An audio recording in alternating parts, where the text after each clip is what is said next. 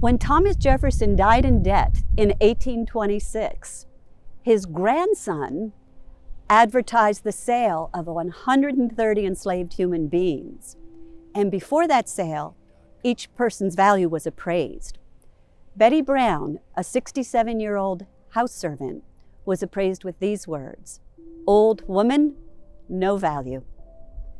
And so 5 years later, in the harsh winter of 1831, she was one of the few people, free or enslaved, still living somewhere on Monticello Mountain.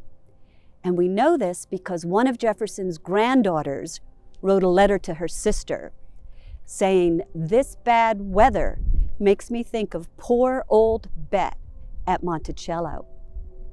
To which her sister wrote back, perhaps reassuringly, "Old Bet is a greater virago than ever."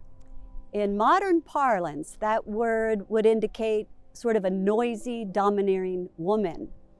But in the archaic sense, and remember, Jefferson's granddaughters had studied the classics, so the old meaning of that word is a woman of strength and spirit with heroic qualities. Betty Brown was born at John Wales Plantation near Williamsburg. She was the third of Elizabeth Heming's 12 children. And when she was only 13 years old, she was given away as a wedding present by John Wales to his daughter and her new husband, Thomas Jefferson. And so as a child, Betty was essentially wrenched from her family and her home and taken 100 miles west to this mountainous wilderness to live here at Monticello and serve as Martha Jefferson's maid. And we stand here in front of this brick building called the South Pavilion because it was the first brick building, the only brick building, completed on the mountaintop at the time. So the newlyweds lived there in one room over a kitchen. And so Betty Brown must have been in and out of that building constantly when she was a teenager. Odds are she lived nearby in a log structure with a dirt floor. Now, as fortune would have it, just over a year later, John Wales died, and through inheritance, the rest of her family, the Hemings, would come to live here at Monticello, so they were reunited. And then for decades, like her sisters, Betty Brown served as a maid, as a seamstress, and as a childminder. She and her sisters were described this way: light-colored and decidedly good-looking. And then Betty Brown was further described with these words: she's quite a personage on the mountaintop. One does get the impression that this woman was not a shy wallflower. And you can only imagine the events, the dramatic events she witnessed in the young republic.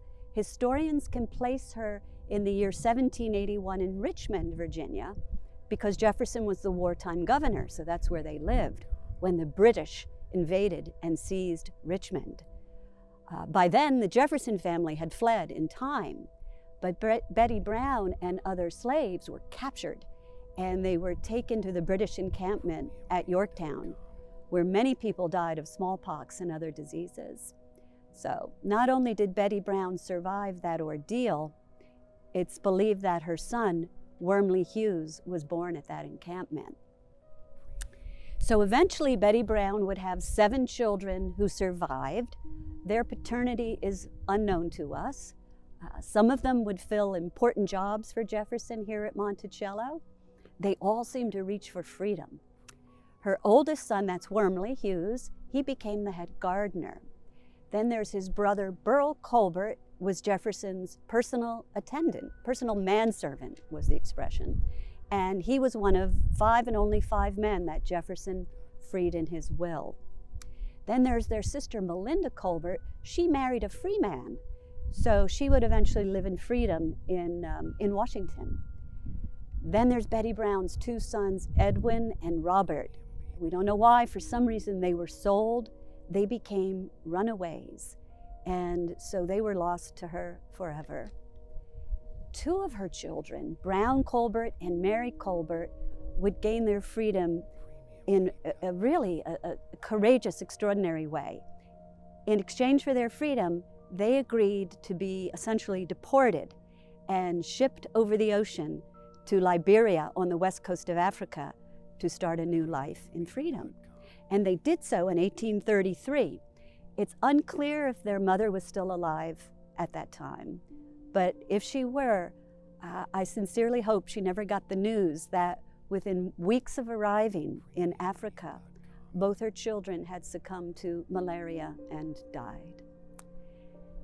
Now, later descendants of Betty Brown include a Union Army officer, educators, religious and civic leaders.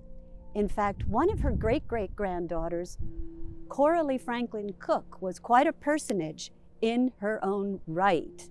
In fact, she was the first of all the descendants to graduate from college, Storer College. And she went on to teach English and elocution at Storer and at Howard University. She was a well-known civil rights activist. She was in demand as a public speaker. She was a suffragist.